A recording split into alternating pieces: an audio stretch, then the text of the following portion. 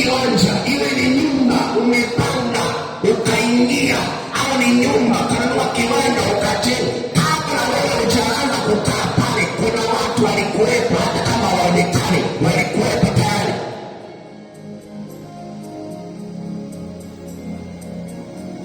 Sasa mwingine ukanunua, kumbe ilikuwa ni eneo, ilikuwa ni gesi ya wazinzi wale ambao hawana hela wanapenda gesi, na ukanunua ile eneo, na automatically kwenye ile nyumba ile roho iliyoko pale, manake tayari ilishatengeneza covenant na territorial power ya kumiliki eneo, roho ya uzinzi au uasherati. Ukinunua hiyo eneo ukajenga, ukaishi kama mnaishi na mke wako na mke wako, basi unashangaa ndoa inaanza kuvurugika, watu hawaelewani, automatically ndoa inakufa. Nini kimetokea? Ile roho iliyotangulia pale kabla hujakaa ndio inaongoza. Amen. Wewe kuna watu ambao unakuta anaanza vizuri, anatoka nyumba moja anaenda nyumba fulani, anatoka mji fulani anaenda mji fulani, anaautomatika akikaa pale kasi ya mama maisha yanabadilika, hali inabadilika. Inaweza kuwa ni hali ya kiroho. Wakati hujahamia ile eneo, hali yako ya kiroho ilikuwa sawa, ulipohamia ile eneo, automatika ile roho ya kumjua Mungu ikapotea, ile roho ya hofu ya Mungu ikaisha. Nini kimefanyika? The spirit that rules over that area inaongoza maisha yako. Watu wengi wanaishi maisha fulani na hawajui kwa nini wanaishi maisha.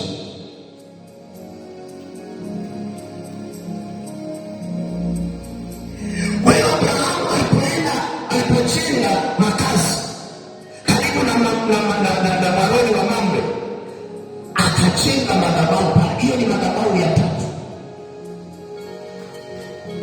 na kila madhabahu aliyojenga ina utofauti.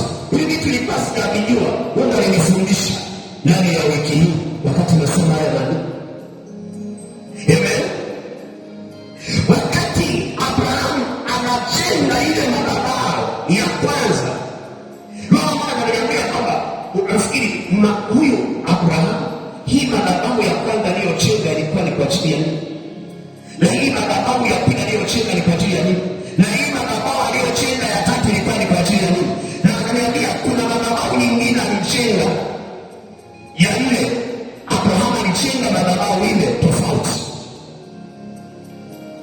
Kwa ile sura ya 13 akajenga madhabahu kwa ajili ya umiliki, kwa ajili ya umiliki. Kwa hiyo akajenga madhabahu kwa ajili ya umiliki.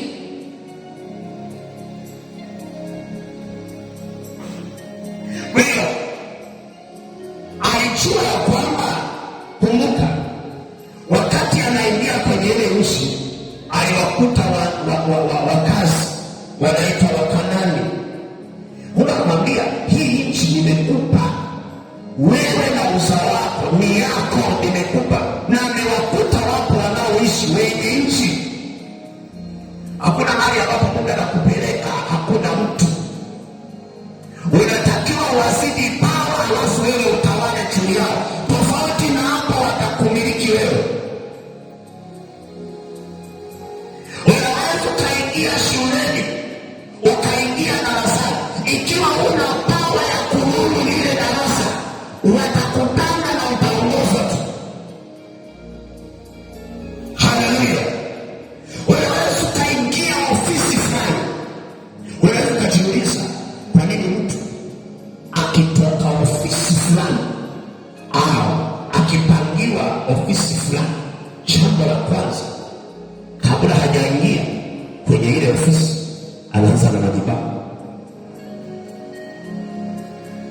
Hivi ni wewe kujiuliza, kwa nini taasisi unapofanya kazi wewe, yule bosi wa taasisi kabla hajafanya chochote alienda kwenye madhabahu? Ndio maana kafika kwenye taasisi ukiingia kwenye ofisi ya mkurugenzi, hofu inajaa.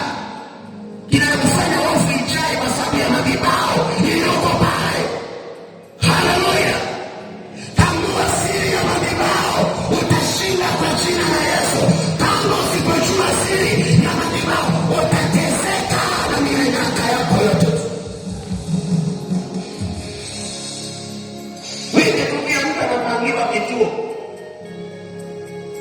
Anapangiwa kituo, anasema bwana, wewe tunakupeleka kwenye mchi fulani.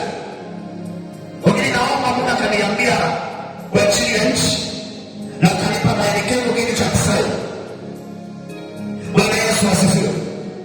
Kuna mahali ambapo Mungu aliniambia natakiwa niende nivunje madhabahu kwa ajili ya nchi na nitawale nchi.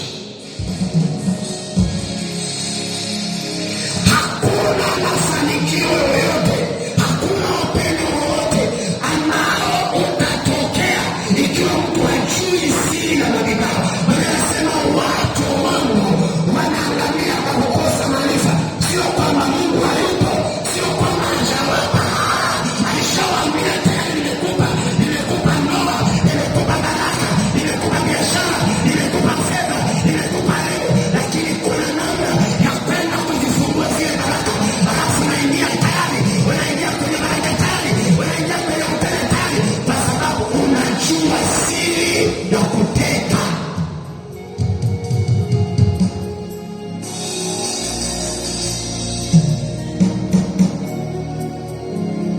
Ni mtu kama haja kwenye ofisi anafanya lazimiko, akikuta kiti ambacho alikuwa amekalia mwenzake akikalia na mmoja kwake,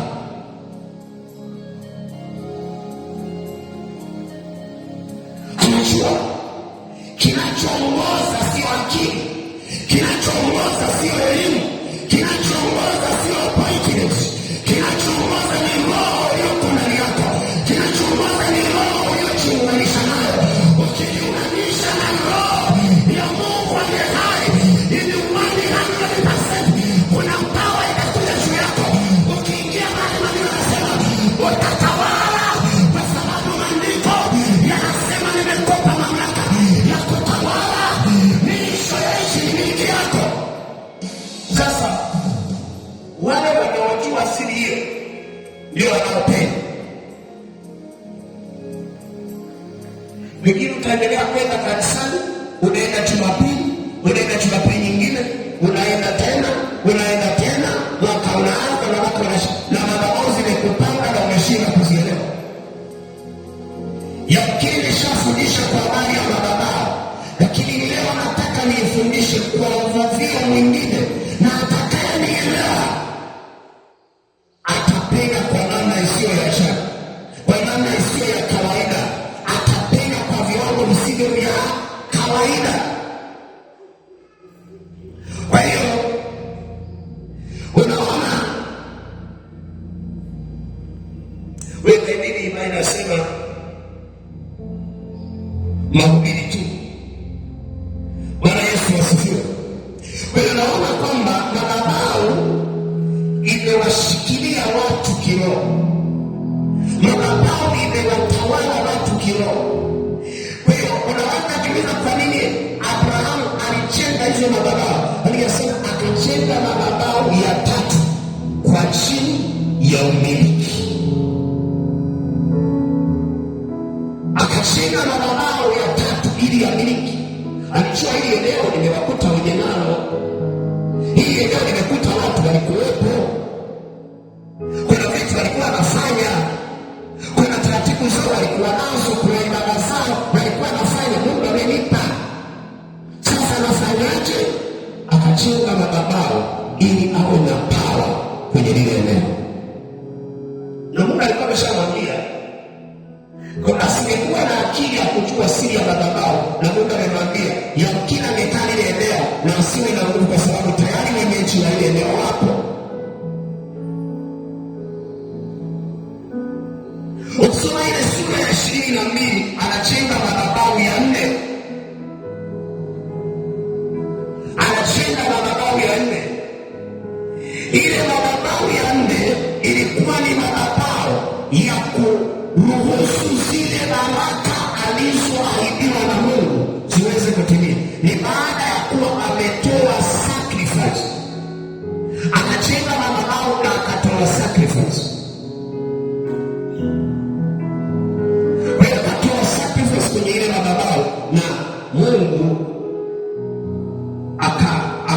akaweka agano lingine la baraka. Unamwambia nitakubariki, nitakuinua, nitakuongoza, nitakupa nguvu, utakuwa baba wa mataifa. Akajenga madhabahu pale kwa ajili ya baraka.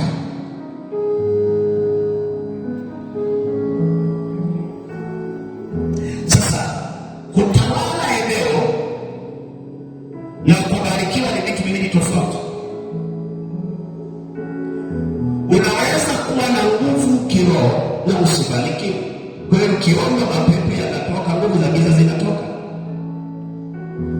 Lakini kuna baraka ambazo ni lazima uwe na roho ya hizo baraka. Sasa tuangalie, zipo aina kama 5 za madhabahu. Kabla tutagusia maeneo ambayo yana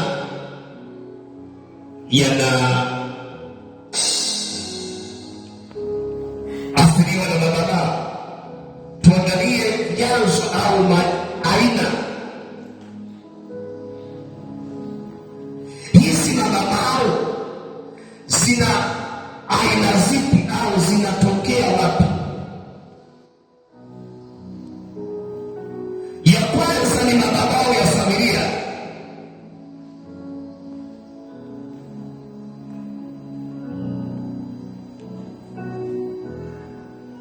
Madhabahu ya familia au ukoo.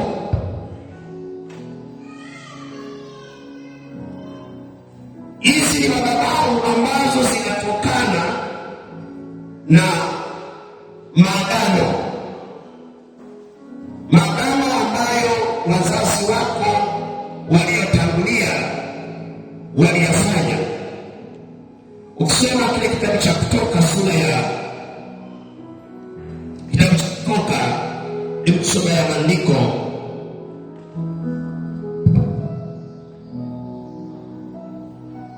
Kutoka sura ya 20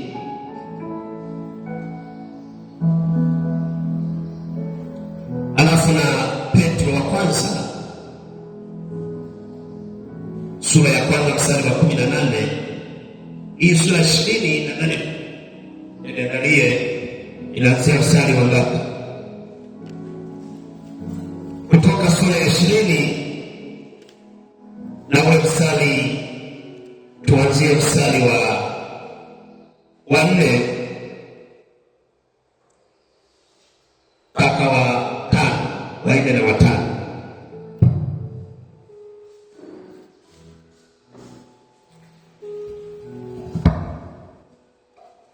Inasema, usijifanyie sanamu ya kuchonga wala mfano wa kitu chochote kilicho juu mbinguni wala kilicho chini duniani wala kilicho majini chini ya dunia. Usivisujudie wala kuvitumikia, kwa kuwa mimi Bwana Mungu wako ni Mungu mwenye wivu, na wapatiliza wana maovu ya baba zao hata kizazi cha 3 na cha 4 cha wanichukiao. Ukisoma haya maandiko unaona Mungu anakataza miungu mingine.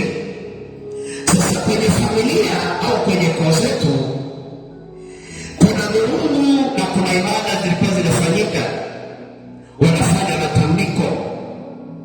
Wanapofanya matambiko, ama wanataka ulinzi au wanataka mafanikio, wanaamua kutambika, wanafanya yale magano walioyafanya.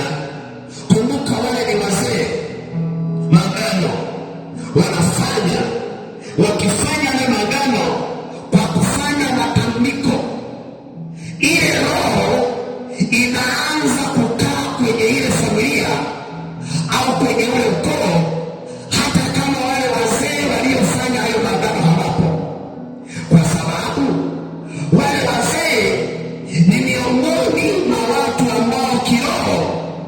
wana mamlaka, wakifanya jambo linatokea na linakuwa. Ndio maana usicheze na mwanzilishi wa jambo. Mwanzilishi wa jambo ndiye anayejua kupanga. Hii nchi unayoona kwa Tanzania, Mwalimu Nyerere alishaipanga tayari. Alishaipanga tayari. Hata mpige kelele mfanyeje, kashaipanga, hamfurukuti chochote. Ni lazima mwende kwenye mfumo. Kila mtu akianza jambo lazima weke misingi. Asipoweka misingi, akiweka misingi ya ovyo, misingi ya uhalifu ambayo haifai, ile nchi au taasisi au kitu chochote kinaharibika. Kwa hiyo leo wakati anatengeneza nchi, akaweka misingi ya kimwili na ya kiroho. Na ya kiroho. Amen. Wewe unaweza kujiuliza wakati ambao inafanyika muungano wa Tanganyika na Zanzibar, akasema bwana, naomba nichukue udongo Tanganyika na mwingine Zanzibar, alafu tuunganishe, tuchanganye pamoja. Alafu kaenda kaumwaga ziwani. Hiyo ni akili ya rohoni, sio ya mwilini. Akili ya rohoni.